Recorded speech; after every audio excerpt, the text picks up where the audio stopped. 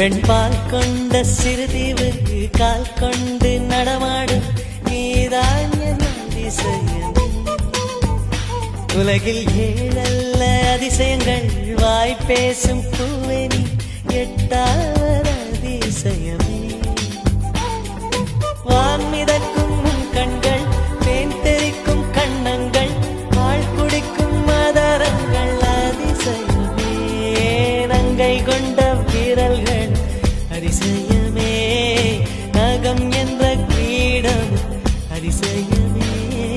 அசையும் வளைவுகள் அதிசயமே.